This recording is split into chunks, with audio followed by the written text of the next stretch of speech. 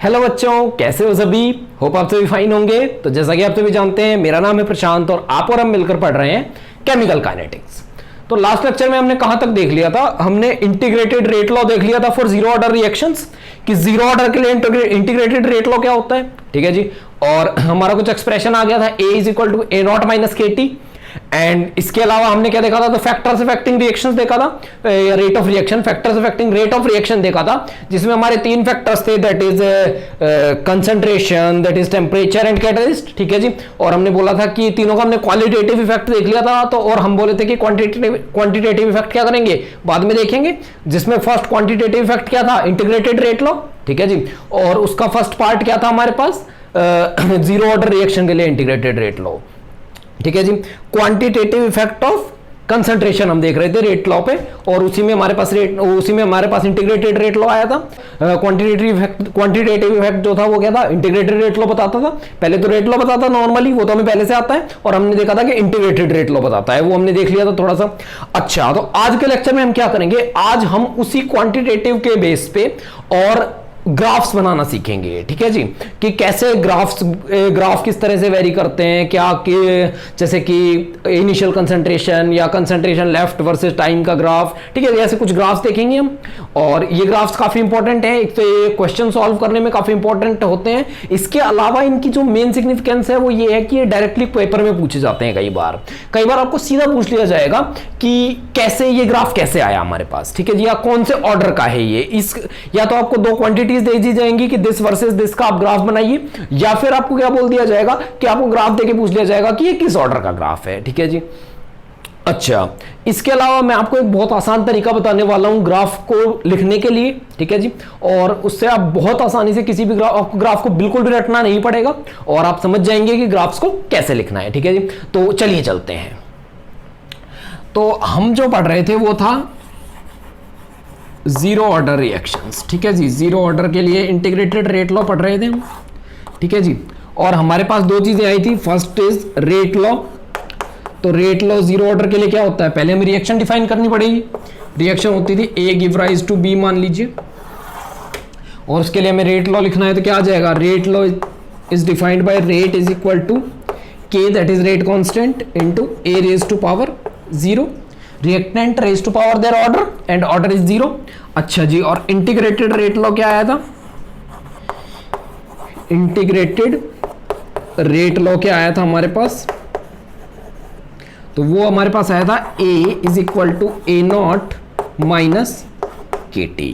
ठीक है जी, A is equal to A not minus K T, where A is remaining amount of A, remaining amount of A, where A is reactant. Okay, A naught is initial amount of A. ठीक है जी। Remaining amount of A हमारे पास क्या था, remaining amount जो था reactant A का, उसको हमने किससे रिप्रेजेंट किया, ए से, और इनिशियल अमाउंट जो ए का था उसको हमने रिप्रेजेंट किया ए नॉट से। अच्छा जी, ये किस टाइम पे है, तो ये है एट टाइम टी। ठीक है जी, टी टाइम के ऊपर है ये। ठीक है जी, कि टी टाइम पे हमारा कितना रिमेनिंग था उसको ही बोलते हैं ए। अच्छा, इसके अलावा क्या आपको पता है, rate constant and T is time. ठीक है जी, तो टी में लिख रहा हूं टाइम। ठीक है जी, तो t इज हमारे पास टाइम है। अच्छा, इसके अलावा अब हमारे पास मेनली दो इक्वेशंस आ गई हैं, एक ये है एंड एक ये है। First is this and second is this. और अब हमें ग्राफ्स प्लॉट कर रहे हैं। तो जो फर्स्ट ग्राफ है वो है rate versus A, that is remaining concentration, remaining concentration का। ठीक है जी, रेट वर्सेस रिमेनिंग कंसंट्रेशन।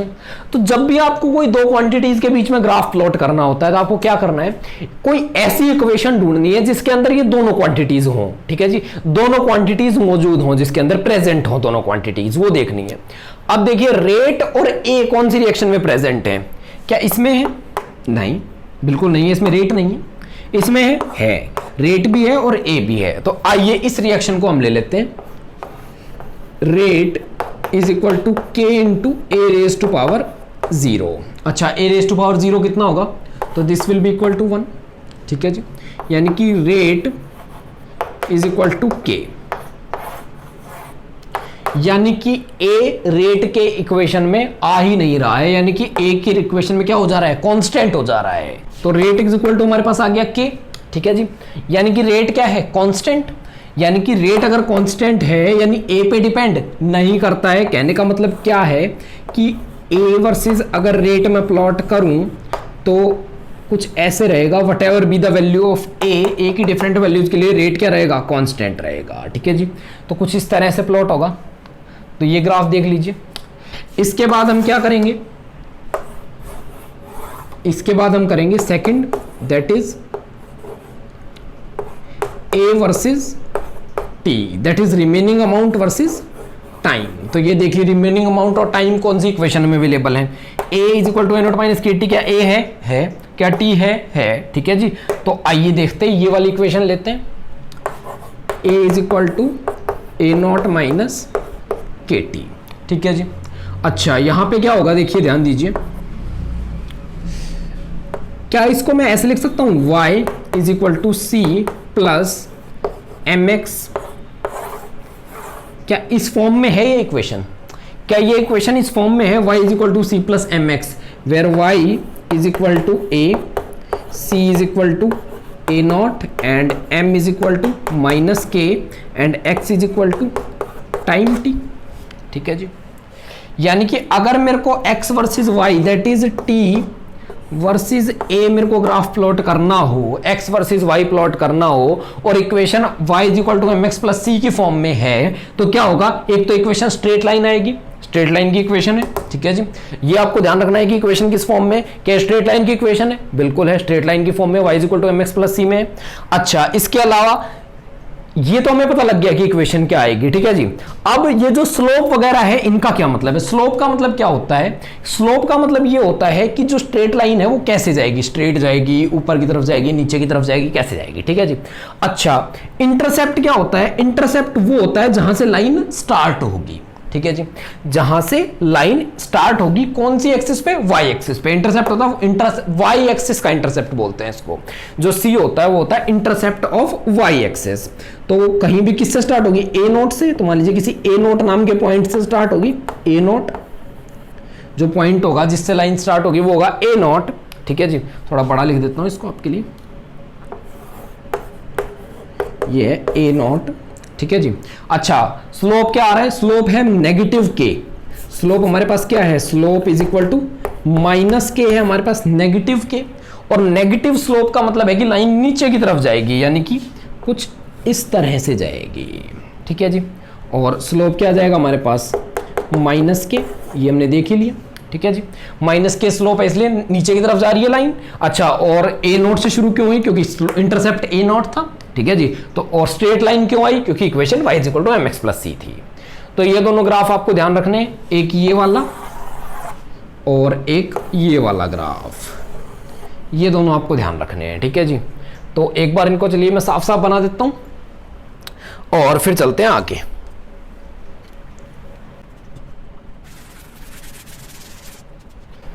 तो यानी कि फर्स्ट हमारा क्या था,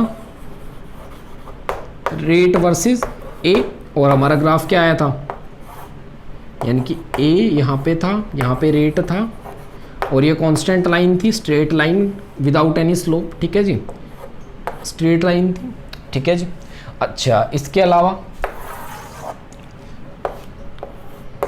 ए वर्सेस टी, तो ये हमें किससे मिली थी, A is equal to A not minus K T से।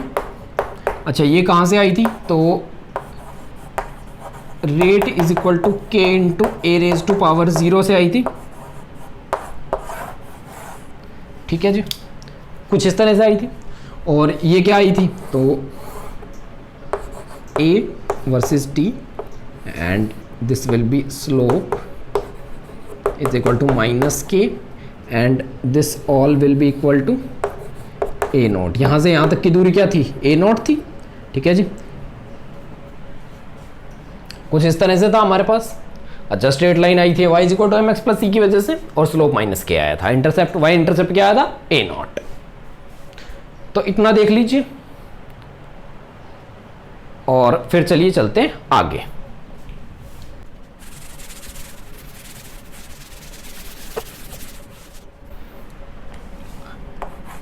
अब हम बात करेंगे फर्स्ट ऑर्डर की। ठीक है जी, फर्स्ट ऑर्डर की बात करेंगे। फर्स्ट ऑर्डर में क्या होता है, तो फर्स्ट ऑर्डर में अगेन हम वही रिएक्शन लेके चलेंगे, ए गिव राइज टू बी, उसके लिए थ्योरेटिकल रेट लिखेंगे और एक्सपेरिमेंटल रेट लिखेंगे। ठीक है जी, और दोनों को इंटीग्रेट करेंगे। तो आइए चलते हैं। मान लीजिए रिएक्शन हमारे पास है A give rise to B. अच्छा, इसके लिए थ्योरेटिकल रेट क्या होगा, theoretical rate with respect to reactant हमें लिखना है। रिएक्टेंट है ए, तो rate is equal to minus D A by D T. ठीक है जी। अच्छा जी, इसके अलावा एक्सपेरिमेंटल रेट हमारे पास क्या होगा,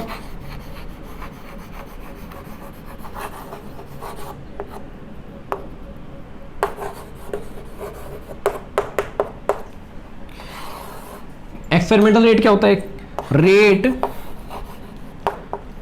sorry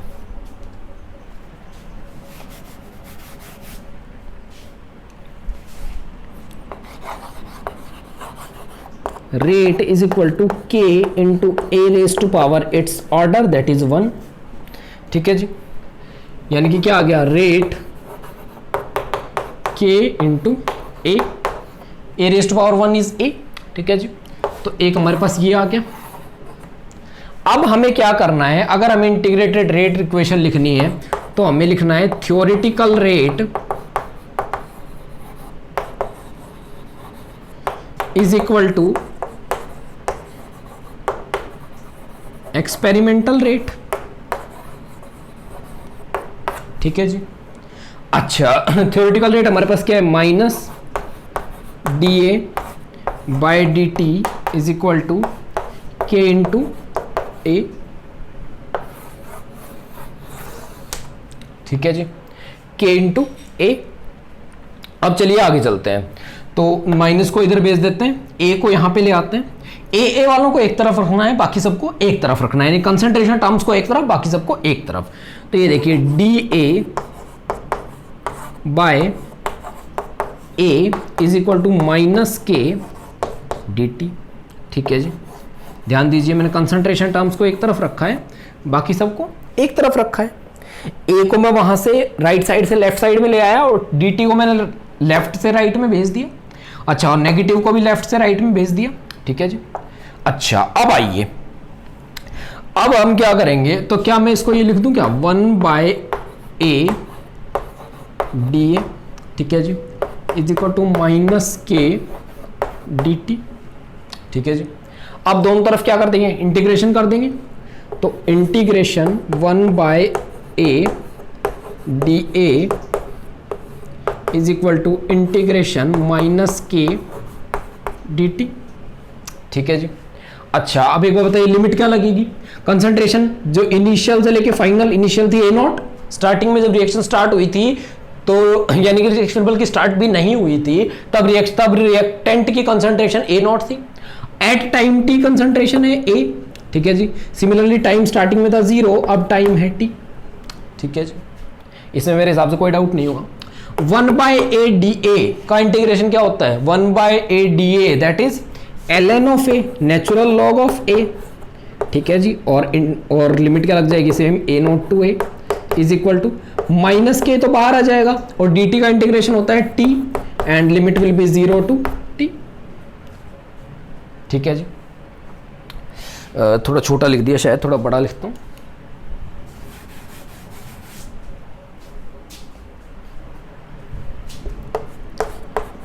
minus K into T and limit will be 0 to T. ठीक है जी। अच्छा, अब चलिए ये क्या हो जाएगा, upper limit minus lower limit put करेंगे तो ln a minus ln a not is equal to K T. तो एक तो हमारे पास यही आ गया। ठीक है जी, एक तो हमारे पास ये आ गया। इसके अलावा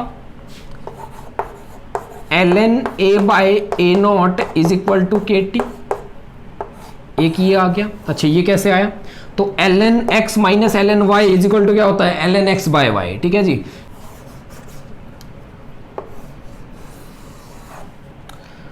तो इसका लॉजिक मैंने क्या लगाया, इसका लॉजिक मैंने लगाया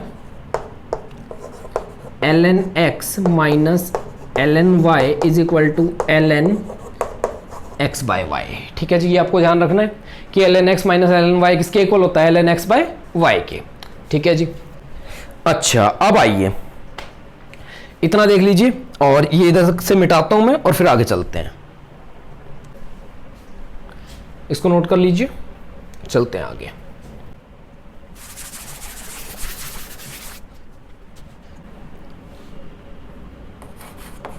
ln a by A not is equal to K T, ठीक है जी, या माइनस के टी, देखिए माइनस चल रहा है यहाँ पे, माइनस के टी, ठीक है जी, माइनस के टी आएगा, के टी नहीं आएगा।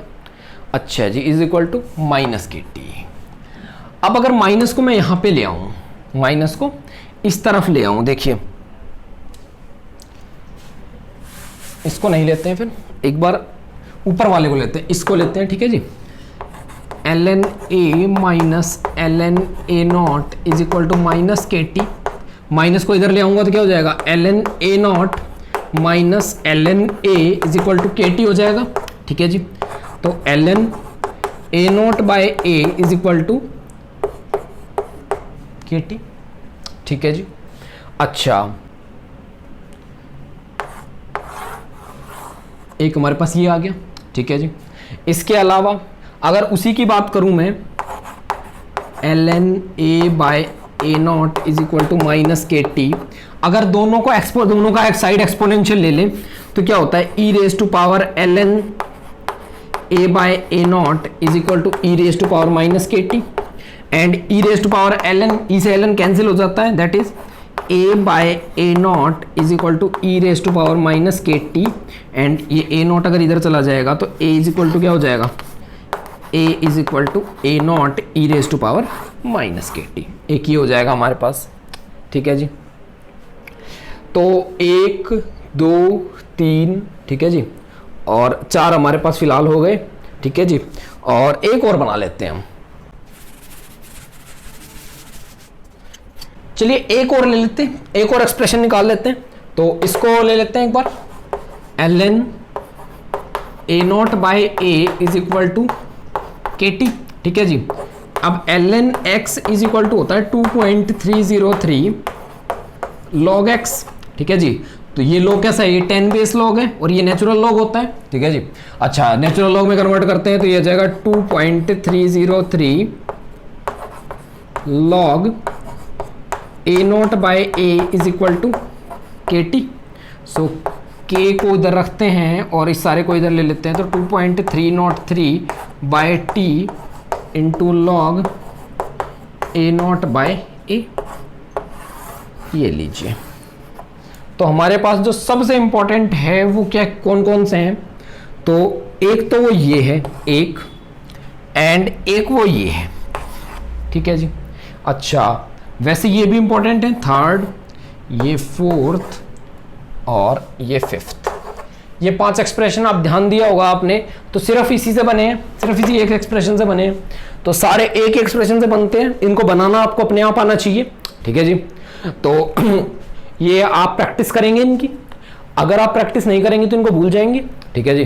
तो आज का यही काम है, आपको प्रैक्टिस करनी है इसकी, आपको अपने आप पहले देख के लिखना है और फिर कोशिश करनी है कि बिना देखे आप लिख पाए, ठीक है जी, और पांचों के पांचों फॉर्मूला आप बना पाए। तो आज के लिए इतना ही करते हैं, इसके बाद फर्स्ट ऑर्डर के ग्राफ बनाएंगे, तो उसके लिए मिलते हैं हम नेक्स्ट लेक्चर में। तो आज हमने क्या किया, आज हमने जीरो ऑर्डर के ग्राफ बनाए, that is concentration versus rate and concentration versus time, ठीक है जी। अच्छा इसके अलावा हम लोग क्या करेंगे, तो इस क्या किया हमने, तो इसके अलावा हमने फर्स्ट ऑर्डर का डेरिवेशन देखा, फर्स्ट ऑर्डर के इंटीग्रेटेड रेट लॉ का, ठीक है जी, और उसमें 5 फॉर्मूलाज बनाए, ठीक है जी। तो आपको इन 5 फॉर्मूलाज को बहुत ध्यान रखना है। तो मिलते हैं हम नेक्स्ट लेक्चर में, आगे हम इनके ग्राफ बनाएंगे, ठीक है जी। तो तब तक के लिए पढ़ते रहिए, खुश रहिए और देखते रहिए PRVV एकेडमी। Thank you.